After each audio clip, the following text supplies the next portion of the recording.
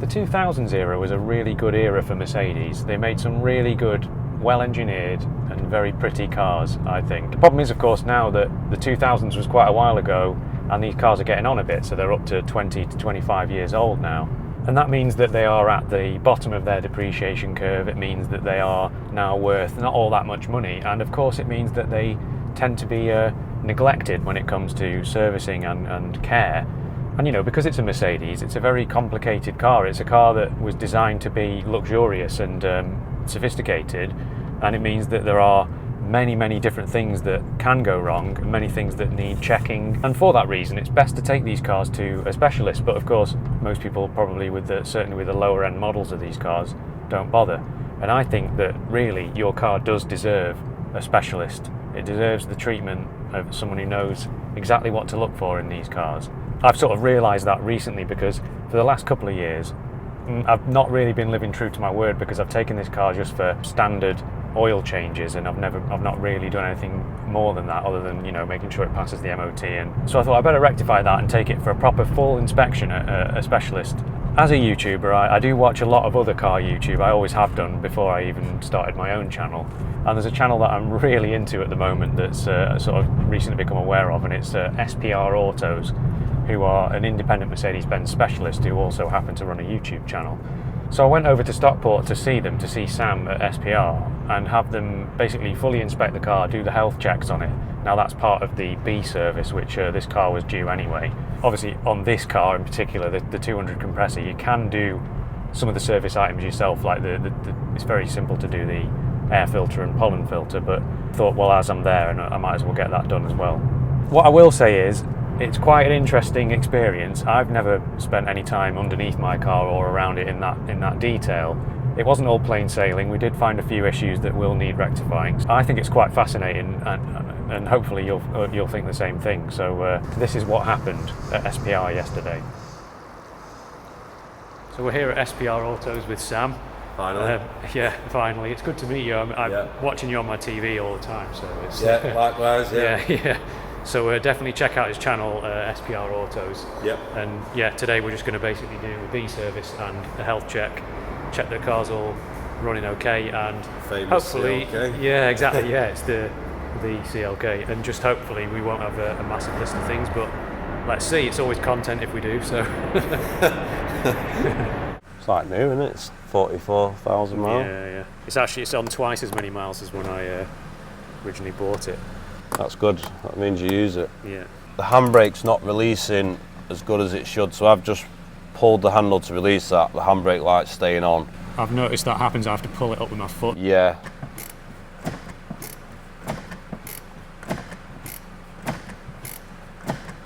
And that should work a treat. A quick, easy, free fix, Nice just straight away. Oh, so we'll lube the mechanism in the footwell and underneath, so it's a good tip for people as well. Just give it 10 harsh on and offs. 3 years of dodgy handbrake, and now you fixed it in 10 seconds. Yeah. So B service today. yeah, B service, which is oil, air filter, pollen filter, Yep. and then health checks. And it's the health checks which I'm kind of most, I would say, both nervous and excited about. I think she'll be all right. My only thoughts really with this car is the suspension, because it's so firm. I don't know, the roads these days are so bad. Yeah. I just feel like it gets a right pummeling. So for timing chains, they're kind of known as an issue on this end. Yeah. But normally, what would you say, like 100,000 miles? 100,000 plus with good solid service history, I'd say. I have seen it at less mileage, but you're talking people that don't look after them properly. Yeah. Is it oil changes that's important? Correct oil filter and changes. It's really easy, we'll show you when we do it, to put the wrong oil filter in this. Right. Because they did the 271 with the supercharger and with a turbo, and you can fit the wrong filters, and it causes a massive loss in oil pressure. You've got to get it right. I love that service mode on the bonnet. Yeah. I didn't find that out until about 2 years after the car. It makes life a lot easier. There's a question for you while I remember. These things down here, which I believe are cam magnets, they have a problem. This has been done. Stop balloon, So somebody's added That's been done before I bought the car. Yeah. And it was all in the service history. It was kind of scary because it was like Yeah. oil leaks out of them down the loom or something. It's always a good thing to put the stop looms in before it starts. A lot of people do it afterwards. That's what happened on mine. I think about 20 quid each, just Yeah. put them on. Oil can leak through the magnet, down the loom. It can go as far as the ECU. Typically it goes all the way down because of gravity to the lambda sensor. Right. If you get lambda sensor fault codes, always unplug it. If it's full of oil, it's an oil issue that's killed your lambda sensor. A lot of people put a lambda sensor on it, just happens again and again. Simple check is just unplug one. Have a look inside it. Let's see if it's oily. Yeah. Bone dry. Part of our health check is to study your service history so we can get a feel for the car, what it's had in the past. Is there anything coming up in the future that I can pre-warn you about now? Gearbox servicing, spark plugs, gets us on a relationship with it. I was excited to finish that book off, and now I've got a new one. It's like most cars probably don't make it that far. Coolant check. So we can usually take a sample of fluid out. I mean, I can tell it's nice and strong, that anyway. I love that little gadget. Yeah. 5 floating, minus 34 to 37, so we'll call that minus 35. So that was saying it's good down to minus 35, so I can drive this into Siberia now. Yeah, you'll be fine. Absolutely fine. Plus it's a tiny bit low, so we'll top it up with neat coolant. So brake fluid, it's slightly off colour, it's usually quite clear, and that's failed. Oh, okay. So it works off a traffic light system, green being good, amber advised for next year, and red is well, better do that then. where you live. You're probably up and down hills, so you constantly. that's probably why that's so it's probably quite important for you to stick to the 2-year schedule. Well, happy for you to do that. Wide chunky belt on these 271s. So it's like almost like over engineered. Yeah. Belt's all good. Yeah, spot on. Nice and clear. Good stuff. So it's good. Somebody must have changed that at some point. Apart from brake fluid, the engine's done. Brake fluid. Obviously we're not sure on history of plugs. Yes, spark plugs we may need to do. I'd be surprised if they've never been done in the life of the car. Maybe somebody's just not made note. I think so. It's been well cared for, so. Yeah. At least you've only got 4 and not 16 or something like a V8. Yeah. Front spring's a bit corroded. It's not broken, but it's not looking the best. Not the end of the world. Springs. Some kind of hanger lingering around in there. What is that? Possibly. No, I don't want to say and get anyone in trouble, but I think that's somebody's homemade hanger to hang a caliper up when they're doing brakes that they forgot to take off. I'm surprised you've not heard that rattling around. I might keep that for myself. You're welcome to it. You're welcome to it. Again, not broken, but you know what though? slightly One of them rusty. was done not that long ago, so Yeah, just go rusty real quick. it's our roads and the salt and you know. So up and down movement is wheel bearing, slight play. Front wheel bearings are adjustable, so it's not a problem. We'll take care of that on the service. Time to see what the winters have done.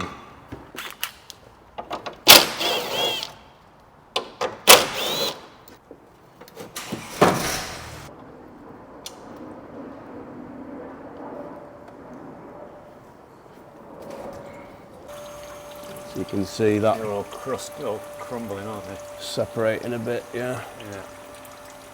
Oh yeah. The bush is starting to separate. There's a good chance that's probably the original arm on the car because it is a Merc one. This one's starting to leak its oil out, this one. Well, it's leaked its oil out, see that stain? See how oh yeah, this one's completely gone. Oh God. Not the end of the world, but... Just sort of natural wear and tear, isn't it? Yeah. Engine looks nice and dry. Back brake hoses are starting to crack a bit. See them little tiny cracks? Oh yeah. Would you advise them being done? Because we're doing brake fluid, I'd say yes. If we wasn't doing brake fluid, I'd say when you next need brake fluid, do them. Brake pipes look okay. Shockers are dry. But yeah, the subframes always look like this. As long as it's not got any holes in it, you're good to go. If it did have a hole in it, you can get a free one from Mercedes. Oh, really? Currently, like, honouring like a long-term warranty on them. They're not advertising it, but if you know about it, they won't cover it if it's just rusty or surface rust like this. If it's physically rotten through and you've got a hole, got a broken rear spring. I don't know if you can see on the mirror there. You can see where it's shifted out of position. It should be set a bit more over here. Okay. Yeah, that's broken as well. Oh, good. full house of rear broken. This should be picked up on MOT, right? Yes, if. Very tricky for MOT testers. They can inspect that. Right, and it looks okay, doesn't it? If you put your hand in and you can feel around, right. They are not allowed to use a mirror. Like you're saying, why should you go to a specialist? Yeah, another reason, isn't it? Naturally, I know that's a common thing to fail. I'll stick a mirror in there and find out. People think things get missed on MOTs, but in a lot of cases, it's difficult for them to inspect. So they're always on a 4-post ramp to start with, so they've got a big piece of steel underneath. A mirror's not part of their inspection board. They're not allowed to take off inspection covers. Obviously, if that didn't have a cover on it, they could put the fingers in underneath and have a feel. That colour code that's on the spring, that is specific to your vehicle specification, engine, basically all down to weight. Have you got sports package, non-sports package, etc. Right. This is why it's important to fit genuine springs, because we would order that, give them that colour code, and we know it's spot on for your car, so you're going to get the exact ride height it should. Common for rotting away, snapping off, but we're all good. I did have one replaced at one point. I don't know which. Yeah, I think somebody's made one up here, welded one on. Welded it, yeah. That's it. Brake pipes at the back are good. Checking fronts, probably just going to give them a bit of a clean and put some protection on them because they're just a bit exposed there.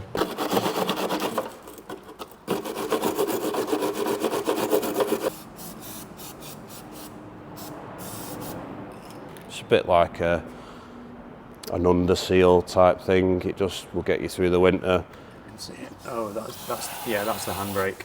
Yeah. Nothing technical to that. Just soak it. Yeah. Make a mess on the floor. Yeah, you're all right. It's just the casing. Yeah, the disc and pads are new. Yeah. You can see this inside pads are like new.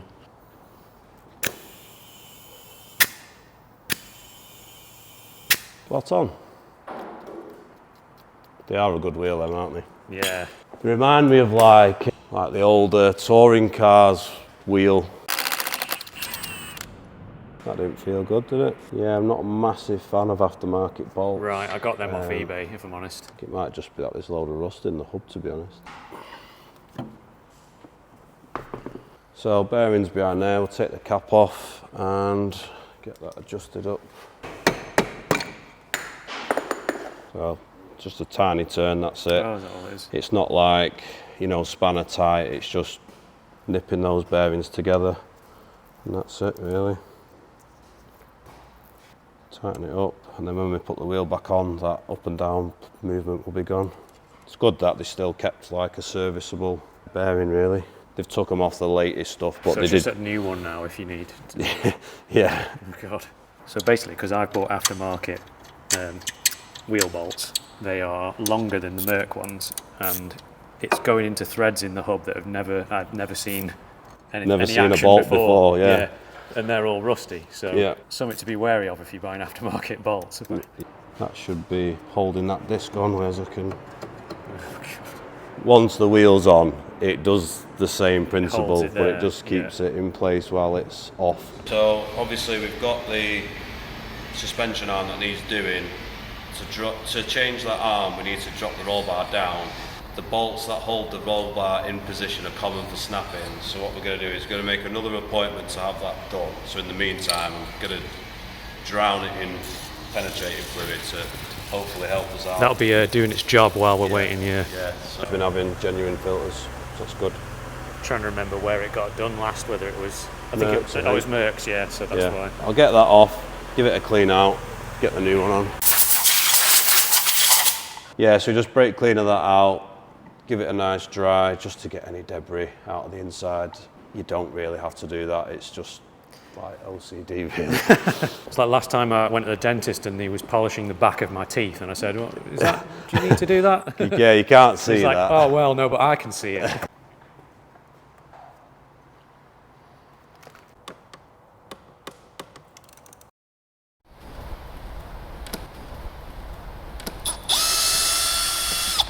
It's like my first engine, my first, like That's it, that's your air filter.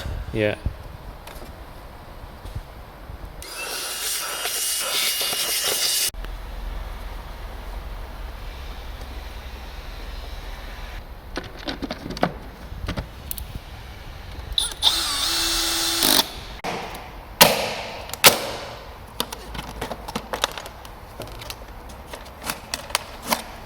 See how black that is.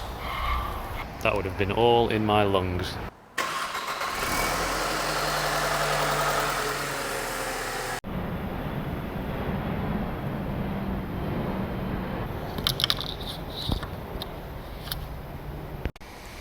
Right at the top there now.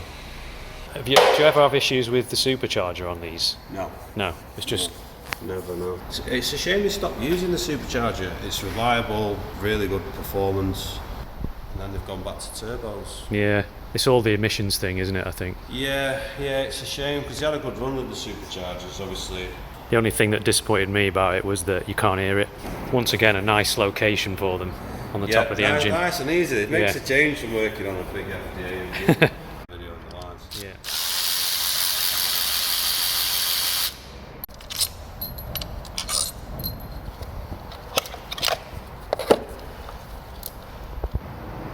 Well, I mean, at least it's turning. Because was it a 190E you were doing where one of them was just like stuck in there? Yeah, he brought it to me because another garage couldn't get it out. They're not original ones, no. Okay, so they that's have good been then. changed, Bosh, yeah. but fairly A while ago. So what I'm doing here is it's a special grease for spark plug threads, heater plugs as well. Just makes it easier for the next person that's going to take them out. You look like Wolverine now. Yeah. What? Spark plug Wolverine.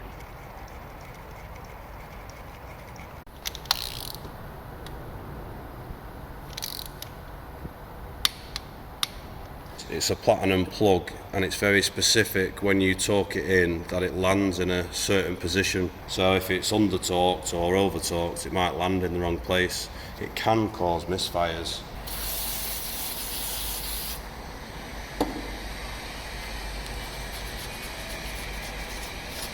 Special grease for spark plug adapters. That is very specific, yeah. A dab of that in there, and then that just stops the coil, makes a good contact and stops the coil sticking to the top of the spark plug.